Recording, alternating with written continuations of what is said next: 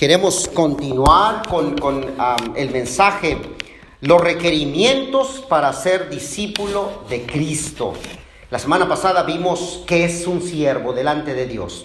Hoy, en esta semana, ¿cuáles son los requerimientos para ser entonces un discípulo de Cristo? Romanos 1:1, Pablo empieza identificándose siervo de Jesucristo, llamado a ser apóstol apartado para el evangelio de Dios. Dice la Santa Escritura que mucha gente iba con nuestro Señor Jesucristo por el camino. Los evangelios hablan de que nuestro Señor iba de ciudad en ciudad, de pueblo en pueblo, de aldea en aldea, pero iba mucha gente con Él. Y de pronto nuestro Señor nos dice la Santa Escritura que le pregunta a la gente que era necesario que ellos estuvieran seguros de ir por el camino que tenían que ir. Eso no habla acerca de la vereda, del camino que tenían que ir de pueblo en pueblo. Lo que le está diciendo es: estén ustedes seguros, refiriéndose a la vida espiritual que ellos tenían, a la vida que ellos estaban teniendo en esos momentos. Por ejemplo, la Santa Escritura nos habla en Mateo 14:13. Si este pueblo me honra de labios, mas su corazón está lejos de mí. La gente iba caminando con nuestro Señor, pero iba caminando, ¿usted sabe por qué? Porque ellos habían visto el milagro de hacer la multiplicación de los panes y en medio del cerro darle a más de 5,000 gentes de comer hasta que se saciaron. La gente iba con nuestro Señor Jesucristo por lo que estaban recibiendo. Por eso que nuestro Señor tiene que parar a la multitud y le dice: consideren su camino, consideren la vida espiritual que ustedes tienen, vean lo que están haciendo, dense cuenta, porque dice la Santa Escritura en Lucas 13:24: esforzaos a entrar por la puerta angosta, porque os digo, muchos procuran entrar y muchos no podrán. Y en esta escritura dicen: procuren, esfuércense, hagan lo posible de poder entrar, porque muchos tratarán, pero no podrán. Muchos van a tratar. Y la pregunta entonces sería: ¿por qué la gente no va a poder entrar al reino de los cielos? Cuando el libro de Efesios dice que la salvación es por gracia, un regalo que no nos merecíamos, Dios nos la dio.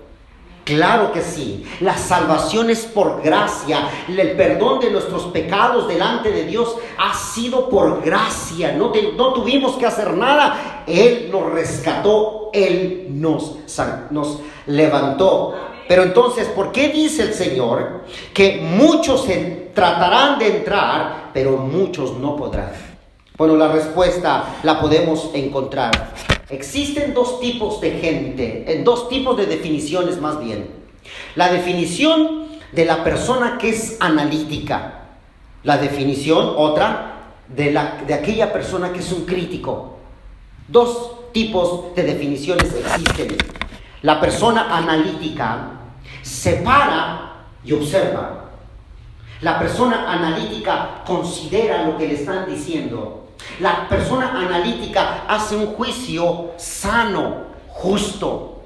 Una persona analítica no hace las cosas de momento, a ver dónde le pego, a ver para dónde van. La persona analítica vive en la justicia de Dios. La persona analítica considera y se detiene. No se inclina por un lado. La persona que es analítica tiene una opinión justa, equitativa. Ella ve, observa, se espera. Una persona analítica tiene una posición correcta ante la vida. Mientras que una persona crítica es una persona nociva, es una persona, alguien que mira solamente su lado, su opinión. Por lo regular, emite crítica negativa y destructiva, se inclina por un solo lado o posición, no reconoce los logros de los demás es egoísta, malintencionada, injusta, necio, con malos pensamientos, desleal, implacable y no vive en la misericordia de Dios.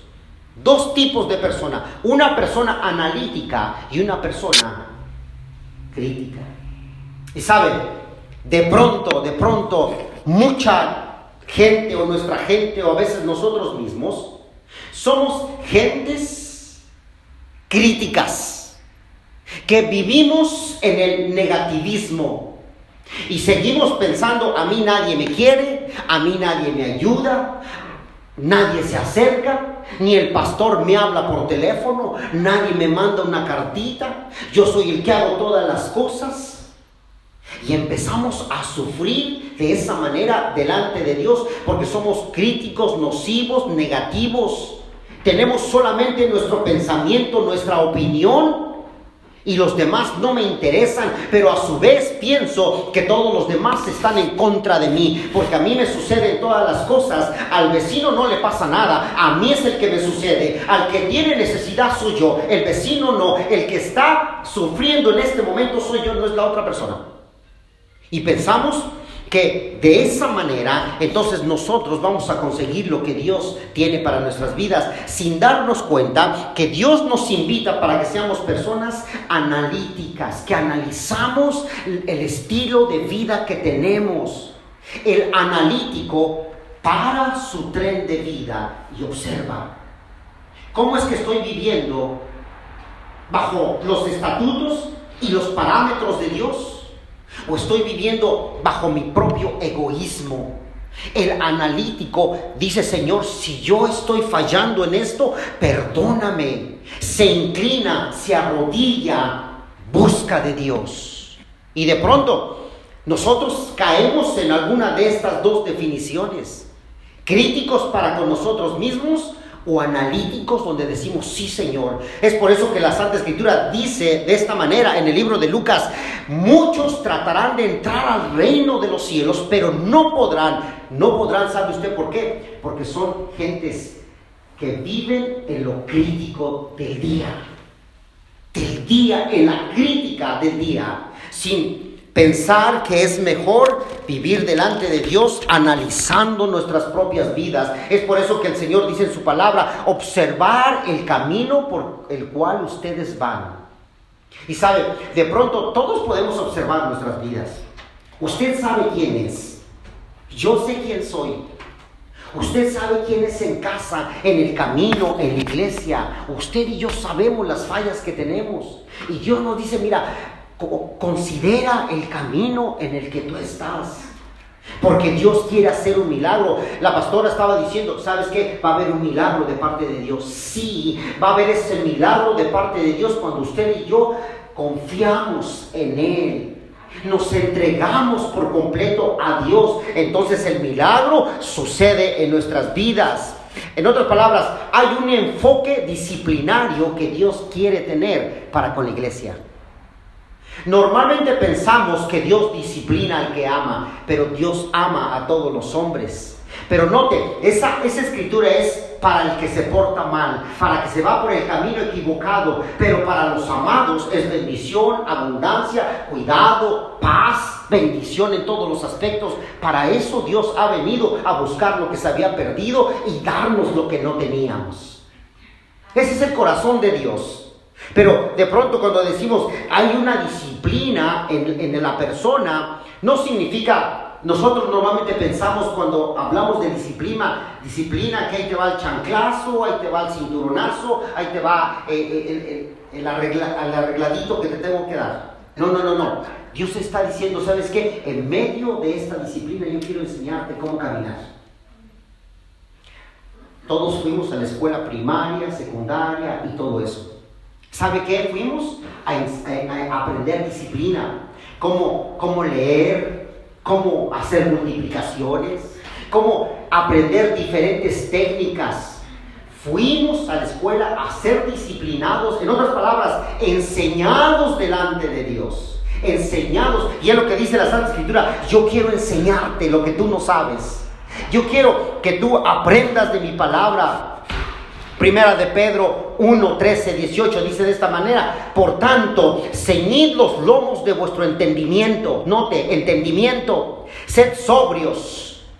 Esperar por completo en la gracia que se os traerá cuando Jesucristo sea manifestado en los tiempos venideros. 14. Como hijos obedientes, no os conforméis a los deseos que antes tenías cuando estábamos en la ignorancia.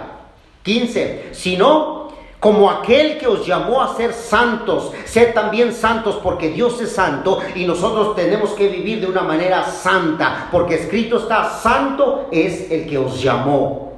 Si invocáis al Padre, aquel que sin acepción de personas juzga según la obra de cada uno, conducíos con temor, porque fuimos rescatados de nuestra vana manera de vivir. Este pasaje dice primero: ser sobrios. Entonces, estén alertas, entendidos en las cuestiones de la vida, de la mente, en lo espiritual. Esto significa una actividad constante en lo que hacemos. ¿Sabe? De pronto, ustedes y yo tenemos un compromiso ante la sociedad. ¿Sabe usted cuál es? Su testimonio, mi testimonio. Ahí donde usted vive, tiene vecinos, tiene vecinas, tiene familias. Se dan cuenta de lo que sucede en nuestros hogares. Se dan cuenta de principio desde temprano hasta el anochecer, porque así es, estamos cerquitas. Y de pronto la gente nos pregunta: ¿cómo es que podemos predicar el Evangelio? Y la respuesta es: a veces sin palabras, para que la gente se dé cuenta que Cristo está en nosotros, que está en nuestras vidas, con la manera en que hablamos, nos aproximamos, nos conducimos. Dice Dios: yo te quiero enseñar para que tú seas entendido, sobrio en la manera en que tú vives. Es así como Dios quiere, un dominio constante de nuestras vidas, claridad y una alta moralidad. Usted ha escuchado testimonios de gente que se dice que conocen de Dios, pero sabe que la moralidad de ellos no va de acuerdo con la Escritura. Y entonces hay gente que empieza a criticar el cristianismo porque mira un ejemplo negativo en la gente. Y la gente empieza a considerarse y dice: uy, si este que se dice cristiano es como es, ¿para qué voy a la iglesia? Mejor me quedo aquí donde estoy.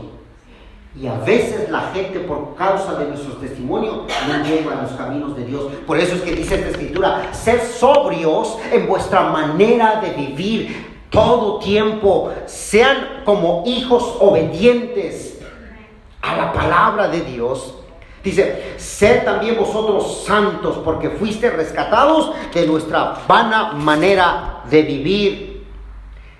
El Hijo de Dios no gasta energías. Usted y yo, hijos de Dios, no gastamos nuestras energías y nuestro tiempo en lo que no conviene. No. Ponemos nuestras energías y nuestro tiempo y nuestra vida en todo lo que proviene de parte de Dios. En todo lo que Dios nos ha mandado hacer, tenemos un entendimiento, tenemos que esperar en la gracia de Dios como hijos obedientes. Y no nos dejamos someter a los deseos de nuestra ignorancia. Note, la palabra de Dios dice: ignorancia igual al pecado cometido. Porque se cometen pecados en ignorancia. Pero ahora que tenemos el conocimiento de la presencia de Dios, de la gloria de Dios, tenemos conocimiento para no cometer pecados, para vivir de acuerdo al corazón de Dios. Pero note, esto es mucho más profundo de lo que le estoy diciendo. Lucas 14, 25, y le va a dar un shock a usted esta escritura que quiero compartir con ustedes. Dice de esta manera, Lucas 14, 25, escúchela. Él, nuestro Señor Jesucristo, volviéndose les dijo: si alguno viene a mí y no aborrece a su padre y a su madre, a sus hijos y a sus hermanos y a sus hermanas, y aún hasta su propia vida, no puede ser mi discípulo. Si ustedes y yo leemos este versículo a la ligera, pensaríamos que Dios es malo, porque me está diciendo que aborrezca a mi padre, a mi madre, a mis hermanos, a mis hermanas e incluso a mí mismo.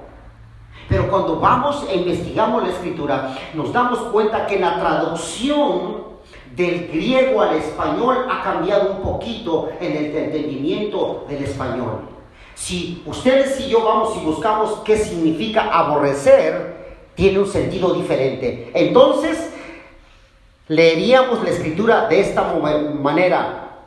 Nuestro Señor Jesucristo, volviéndose a ellos, les dijo: si ustedes no favorecen menos a su padre y a su madre, a sus hijos, a sus hermanos, a sus hermanas y hasta su propia vida, no son mis discípulos. Si favorecen ustedes más a su familia, a su padre, a su madre, a sus hijos y a ustedes mismos, no pueden ser mis discípulos.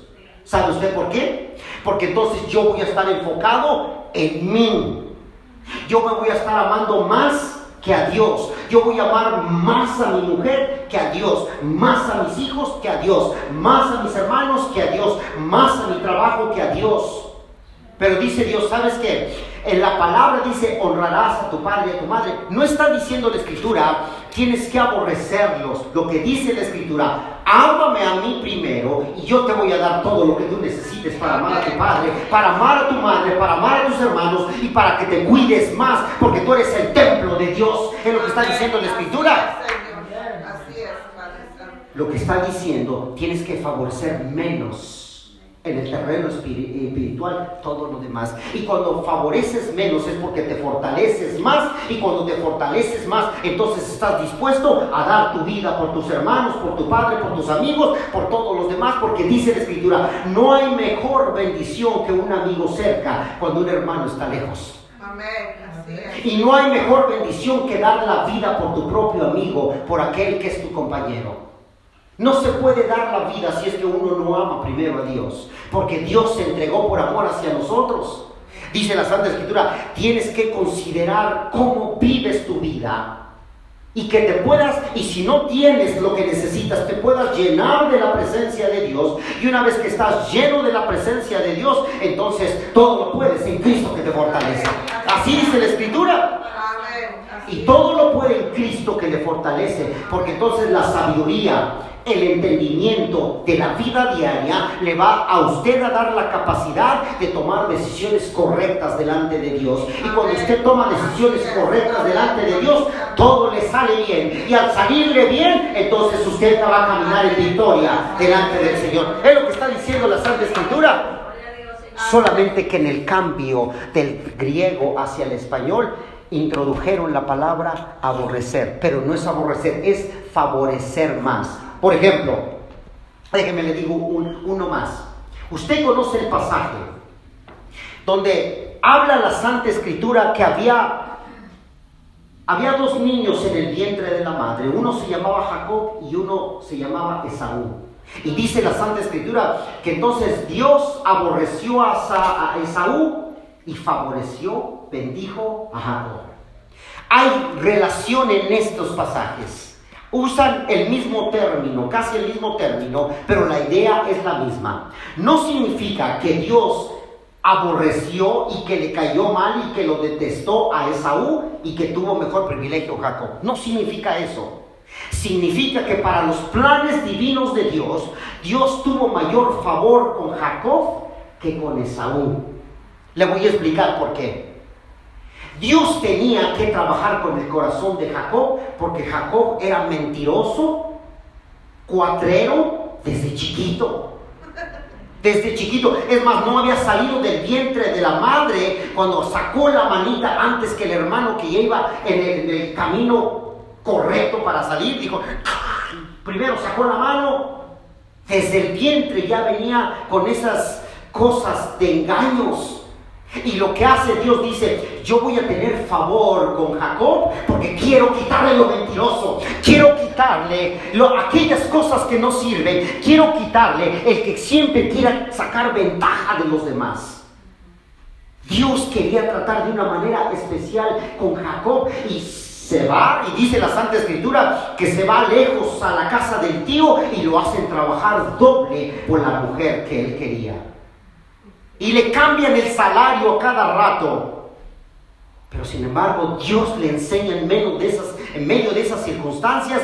Y cuando ya le quita lo que le tenía que quitar, dice que Dios lo empezó a bendecir. Y cuando iba Jacob de regreso a su casa, por miedo a su hermano Esaú, pensó, voy a mandarle regalos de animales a mi hermano porque viene en camino a encontrarme y él viene con su ejército. Y dice que dividió todas sus pertenencias y mandó primero mensajeros con regalos y después otros y después otros. Y Esaú, que venía a encontrarlo en el camino, dice, ¿qué son estos animales que yo he encontrado en el camino y que pronto me dicen que son para mí? La respuesta de Esaú le dijo, hermano mío, quédate con todas tus propiedades porque a mí Dios me ha bendecido. Amén. Amén. Dios quería tener cuidado con la vida de Jacob. Dios jamás se desatendió de Esaú porque Dios también bendijo en abundancia a Esaú. Pero Dios quería tratar con Jacob. Entonces, lo que le quiero decir es, a veces Dios quiere tratar con nosotros para quitarnos esas cosas que no son correctas. Amén. Y que Dios nos ayude a que pongamos mejor favor. Note, en la vida tenemos varios enemigos. El primero de él es el diablo mentiroso. Es el primerito. Anda buscando a quien devorar. Segundo, tenemos a nuestra propia carnalidad, nuestros propios deseos que de pronto nos van a empujar a hacer lo malo. Tercero, tenemos al mundo que nos invita. Al mundo que nos da para que nosotros entremos en su corriente y al rato nos alejemos de Dios. ¿Hay enemigos? Claro que sí hay enemigos, pero en medio de todo eso Dios dice, yo quiero enseñarte algo nuevo que tú no conoces. Yo quiero que tú vivas en obediencia delante de mi palabra. Yo quiero que tú vivas en santidad delante de mi corazón. Yo quiero que tú empieces a progresar y a avanzar en lo que tengas que avanzar, pero yo quiero cuidar tu corazón. Amén. Cuando dejamos que Dios cuide mi corazón, dice la Escritura que incluso Él nos pone paz delante de nuestros enemigos. Amén. Cuando permitimos que Dios cure mi corazón, sane mi corazón, guarde mi corazón, e incluso Dios me pone paz delante de mis enemigos. Amén. Es lo que Dios quiere hacer. Para ser discípulo de Dios se tiene que seguir a aquel que es el maestro. Un discípulo está dispuesto para que le enseñen. Pero el Hijo de Dios se atreve a enseñarles a aquellos que no saben. Y Dios nos dijo en su palabra, tú eres la sal y la luz del mundo. Amén. Usted es la sal y la luz del mundo. Amén. Si alguien va en contra de usted enséñele a perdonar. Usted enséñele a poder aguantar. Usted enséñele a poder dar cuando alguien no quiere dar. Porque un hijo de Dios es el que es semejante al Padre. Usted tiene un apellido y un apellido sin igual. ¿Sabe qué? Usted pertenece a esa familia. Cualquiera que sea su apellido, usted pertenece a esa familia y se identifica con esa familia porque su padre y su madre llevaban ese mismo apellido y lo pasaron a usted para que usted pudiera ser miembro de ese círculo familiar. Y ustedes y yo somos hijos del Dios viviente. Amén. Y como hijos del Dios viviente tenemos que representar quién es Dios para nosotros. Y lo que Dios ha hecho en nosotros seguirá haciendo en nosotros para que podamos ser entonces la luz y la sal del mundo. Amén.